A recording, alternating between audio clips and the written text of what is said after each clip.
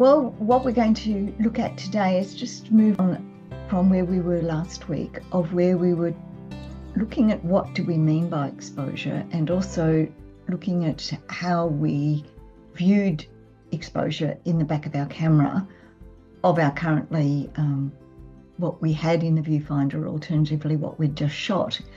And we explored how to read the histogram, because that's the best way for us to see whether our image is correctly exposed or not. What we're going to look at today is, when we think of exposure, it's not just whether the image is too bright or not bright enough. It's really about how we control how the light lands on our sensor. And so when we first looked at exposure, we said that what we were actually doing in controlling exposure was controlling how much light landed on our sensor.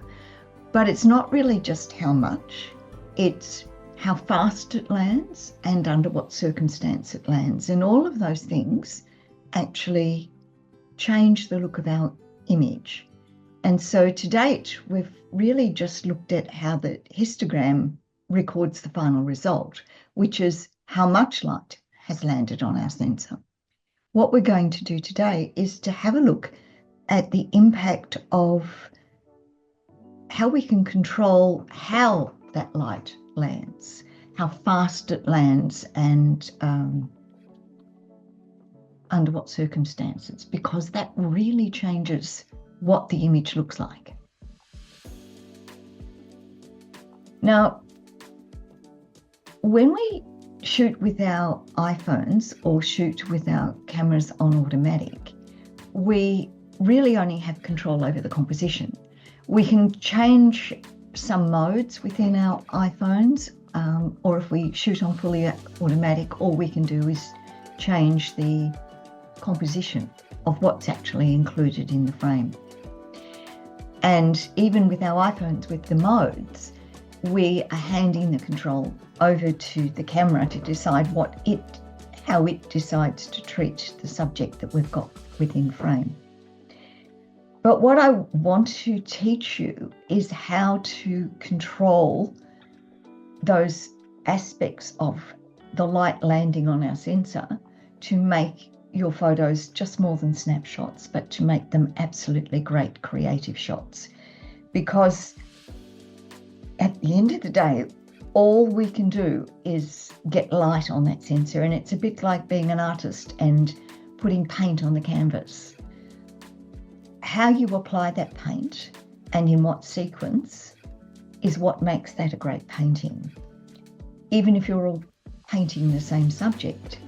And that's what we do when we're all standing there with our cameras shooting the same subject. It's how you control how that light lands that makes the image amazing. So whilst we've got, the question I'm posing here is, modern cameras and phones are very good at automatically selecting the correct exposure settings. So why do we need to control our camera? And I sort of get some of that feedback from the members when I'm out shooting with them. They love photography and they really love capturing where they've been. And that's great. And absolutely, that's what we're all about, is out there having a great time and just capturing where we've been. But some of the others of you are really interested in taking something a little bit more. And, we often visit the same places. Like next week, we're going to Marling Road, and we've been there before. And you think, well, why would I bother going back to Marling Road? I've taken everything, taken all the street art, I've taken all the shops. Why would I need more photos of that? Well, what I want to encourage you to think about today is not just thinking about the subject when you're shooting and the composition, but thinking about controlling how the light lands on your sensor, because it will change the whole look and feel of what you're taking. And also, when we're going to have a look at what we shot last week, they were really extreme circumstances that we were shooting under, that the light was so bright and so sharp and so glaring that we have to be able to think of some ways that we can shoot it that is different and makes it worthwhile the trip. So when you want to create amazing photographs, the issue with putting your camera on automatic or just shooting with your phone is that you can control what's framed within the image, but it's up to your camera to choose the exposure of that. And the other thing is, whilst we can sort of tell the camera what to focus on and tell our phone what to focus on, it doesn't know how blurry you want the background, how sharp you want the foreground. It doesn't know how you want to make that into your own image, not just what everybody else's eyes are seeing. So I'm just using some photos that I took a couple of weekends ago. I went to Anglesey for the weekend, and we had an entire weekend of that really glary, bright sunlight. And when you're around the ocean, all you get is glare. And so you try and take photographs and you just have these bright spots everywhere.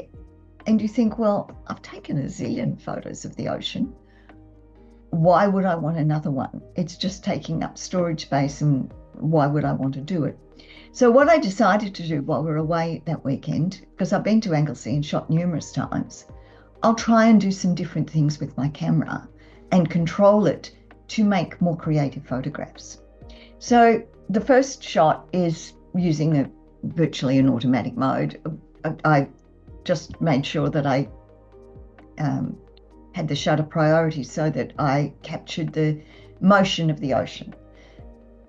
I sort of at least used enough knowledge to know that I'd have to go up to something like 175th of a second to get that snapshot of the ocean. But how many of these photos have we seen? If you showed this photo to most people, well, nearly everyone, they would go, oh yeah, I've seen one of those before. And so what you want, if you're going to take the effort to get there and take a camera, is for people to go, oh, how did you do that? And so this is the same spot on the same day at the same time, but using a more creative approach to shooting. And what I did was use a tripod. Now, usually when we're shooting things fast, we don't need a tripod. So you wouldn't go there with a tripod, but I went with a tripod because what I want to do was shoot it slow. Now, the difficulty is that this day was so bright. In order to shoot it slow, I actually had to put a dark piece of glass in front of my lens, and we call that an ND filter. And it darkens down and blocks the light coming into your camera. And as soon as you block the light coming into your camera, you need to open the shutter for much, much longer to let whatever light is available in to come in.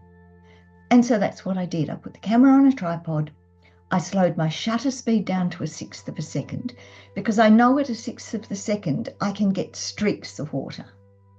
If I slowed it down to, say, 2 seconds or 4 seconds, I won't get streaks. I'll get soft fur of water. But I know around 1/6 of a second I can get those streaks.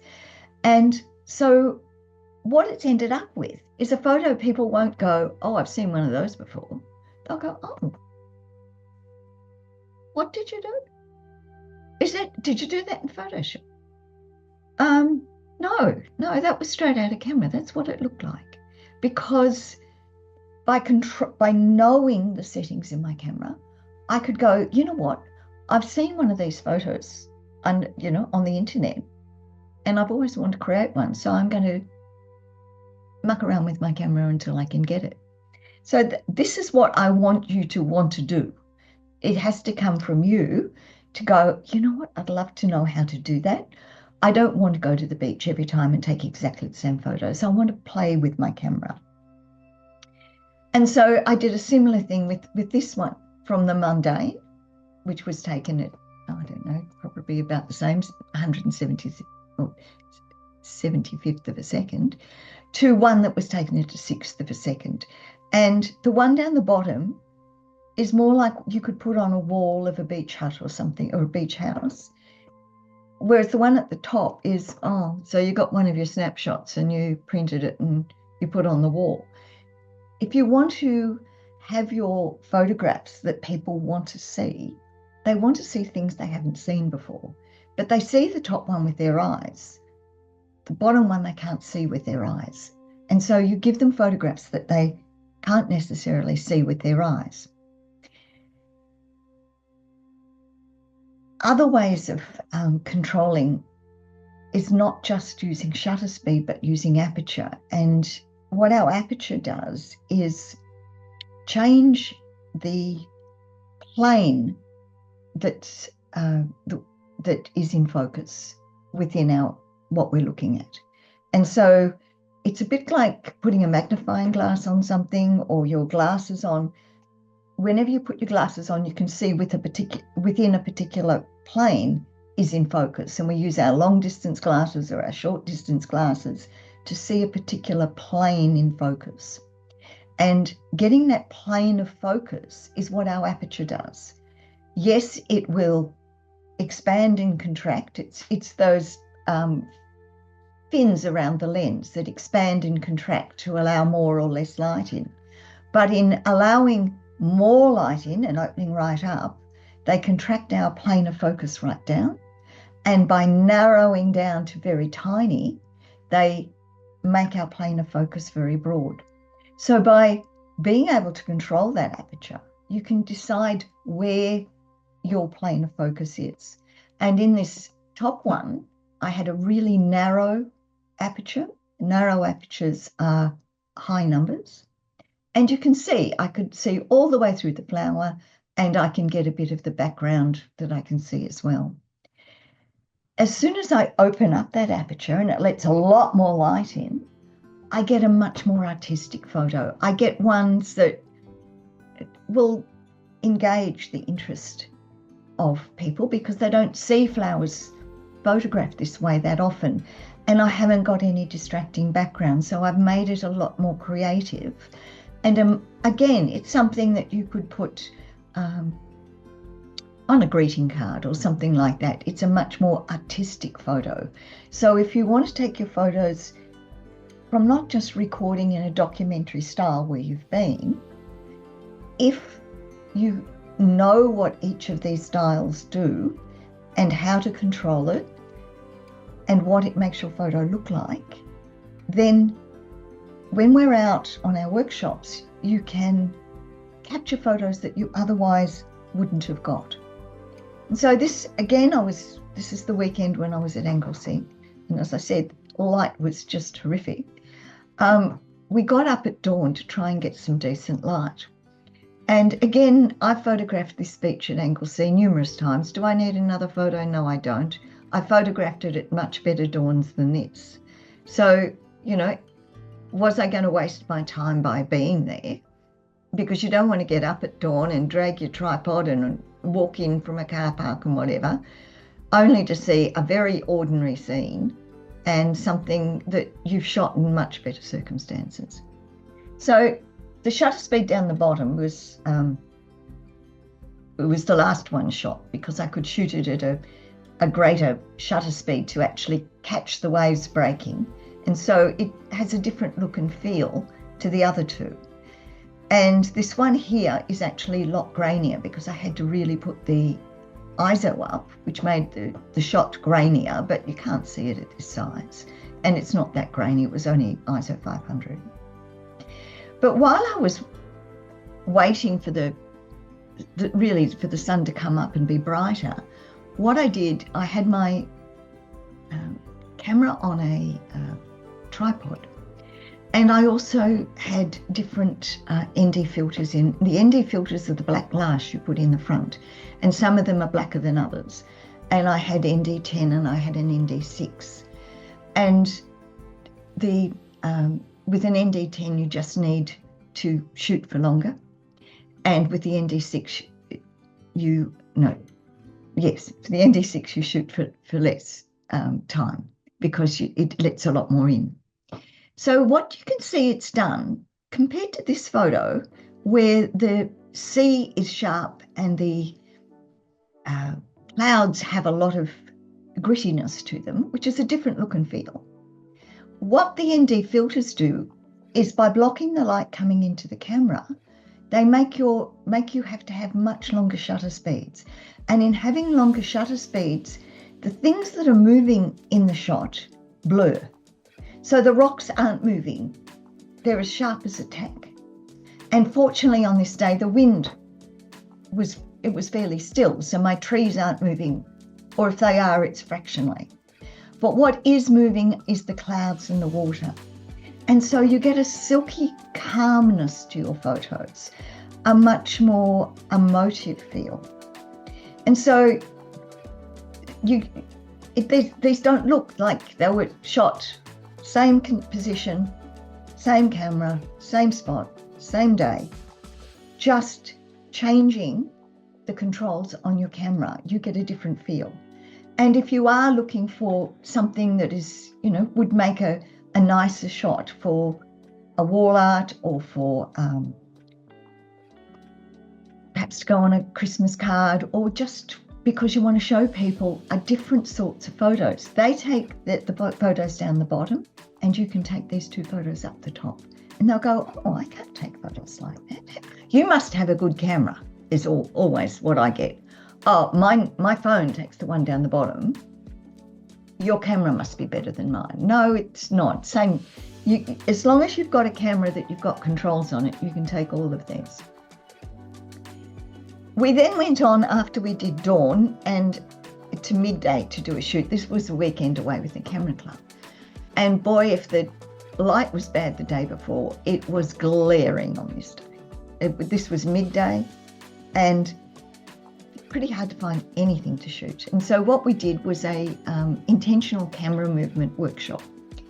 And this is another way to control your camera. So first of all, you have to control the shutter speed and the aperture and the ISO and all the other controls that you need. But you also need to control the amount of camera shake and how you move your camera to make quite different sort of photos. So there was nothing to take here. What I was photographing was this bush. It was the only thing with any sort of, we were in the shade, it was 39 degrees or something. You didn't want to go out in the glaring beach. So what I decided to do was to try and just different ways of moving my camera with the shutter at about 1/8 of a second. So one of the things I did was just zoom the camera in and out. So there's no tripod here, it's just me going zoom. And that's what I got from that bush. So it looks like some sort of weird abstract. Again, something you could put on a wall and people would think that you've been to Harvey Norman and bought one of their wall arts. The other one was more almost like an impressionist photo, and it was just a wiggle. So just a shake of the camera while I've got it on a slow shutter speed. And these two I find much more interesting shots, much more ones that I'm proud of being creative. This one at the top, I've virtually just held the camera and clicked the button. And for a lot of people, that's what they think photography is. You just need a good camera and be there, frame it up, get a good composition and press the button. But to take your photos to the next step, just experiment with some more options. And this photo is iconic for me because this is the time it really came home to me how important it was that I learned how to use my camera. We're in a Thai restaurant sitting outside. It was Thailand.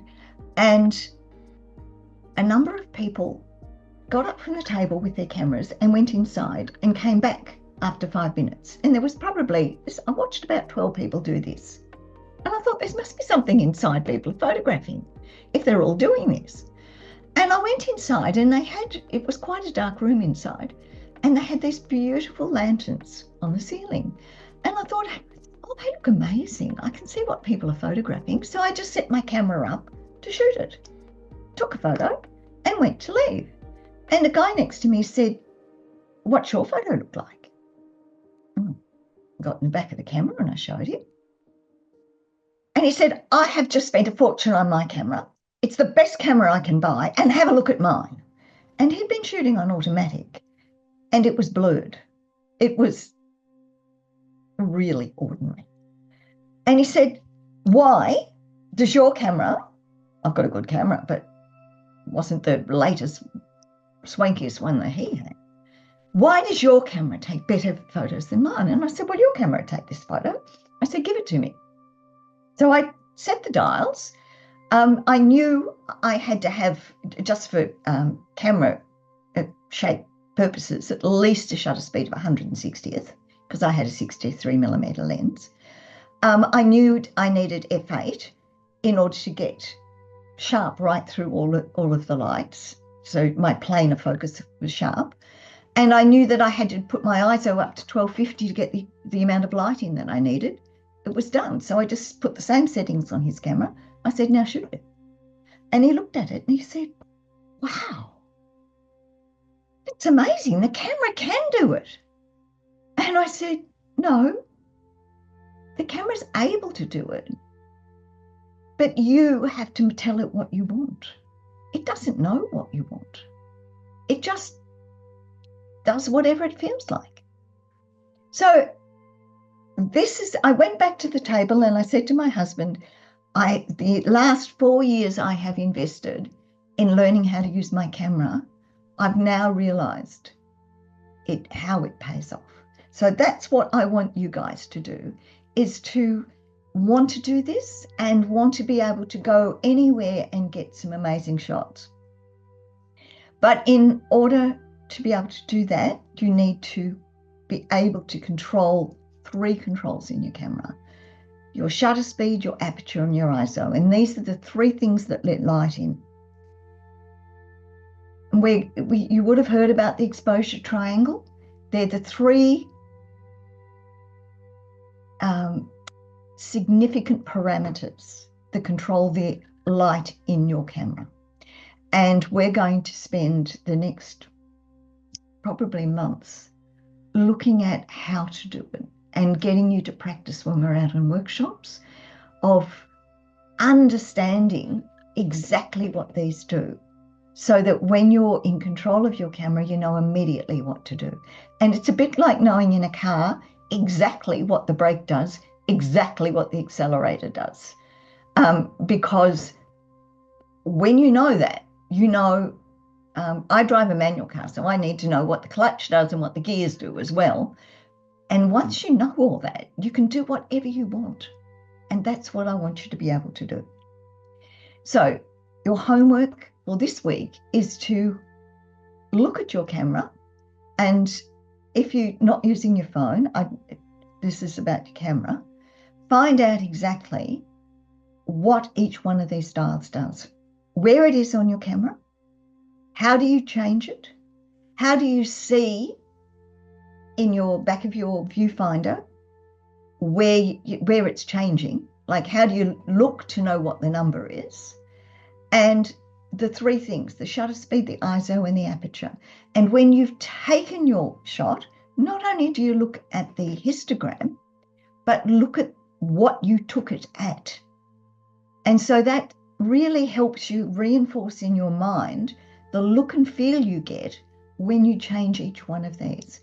And if you want to be extra adventurous, then go out and shoot changing these things. You'll need to get into manual mode. There's a mode dial on your camera, and we'll go into that next week. But that's only if you want to take the homework to the next level. But once you get to control these 3, you get to make whatever photo you want. You'll see one in a magazine, you go, I know how to do that. I can work out how to do that. Whereas most of the time before I knew all of this, I'd go, how do they do that?